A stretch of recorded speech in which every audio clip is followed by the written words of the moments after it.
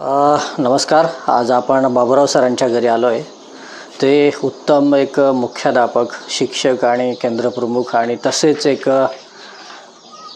अतिउच्च असं विचाराचे प्रगत शेतकरी आहेत. ते आत्ताच पुण्याला नुकतंच त्यांचं 3 दिवसाचं प्रशिक्षण होतं.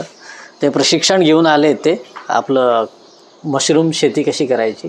तर मशरूम शेतीबद्दल आपण त्यांना विचारणार आहोत. तर आपल्याला ते मशरूम शेतीविषयी ते माहिती देतील. त्यांनी मशरूम लावलेले आहेत. जवळपास मला वाटतं काहीतरी कालावधी झाला आहे. त्याविषयी अधिक माहिती त्यांच्याकडनं जाणून घेऊ. नमस्कार सर. नमस्कार. आपलं नाव सांगाल सर? माझं नाव बाबूराव वसावे. मी राहणार केलपाडा, तालुका नवापूर, जिल्हा नंदुरबार या ठिकाणी वास्तव्याला आहे. खूप चांगली गोष्ट आहे सर. महत्त्वाचा विषय समाजामध्ये की नाही आपण एक नवीन असा एक संदेश घेऊन येत आहे. तुम्हाला ही शेती करण्यासाठी कसं सुचलं म्हणजे नेमकं? कारण आता शेतीमध्ये जिकडे तिकडे पाहिलं तर रासायनिक प्रक्रिया केलेले भाजीपाला किंवा कोणतीही गोष्ट असेल तर ती स्प्रे केलेली आढळते. आणि मग ऑर्गॅनिक फार्मिंग करावी. आणि मशरूम हे अत्यंत चांगलं आहे की ज्याला शुगर आहे किंवा ज्याला पाहायला गेलं तर कॅन्सर वगैरे आहे, अशांसाठी प्रतिकार क्षमता वाढवणारं अत्यंत चांगलं असं गुणकारी भाजी म्हणजे मशरूम आहे. आणि त्यामुळे मला वाटलं की आपले आता सर्व्हिस कमी राहिली आहे, रिटायरमेंट नंतर आपण काय करणार, तर असा जर उद्योग आपण केला तर समाजाला एक चांगले म्हणजे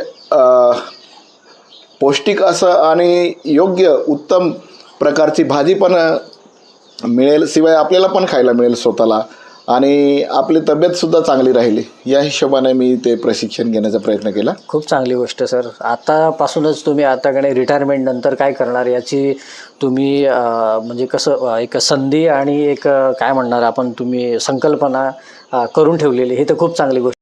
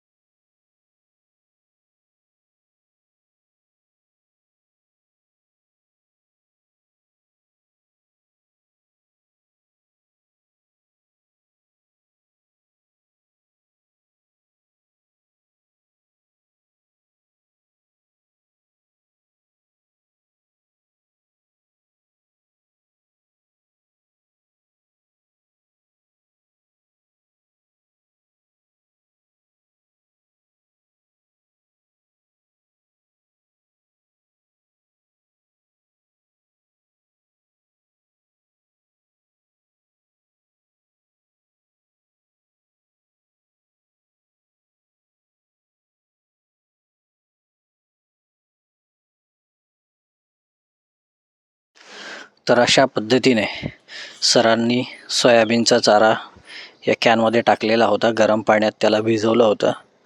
आज अख्खा दिवस ते मुरलं आणि त्याच्यातलं सगळं पाणी बाहेर निघालं. त्याच्यानंतर सरांनी या पिशव्या भरलेल्या आहेत. 1 2 3 4 5 6 7 जवळपास 7 पिशव्या भरलेल्या सरांनी.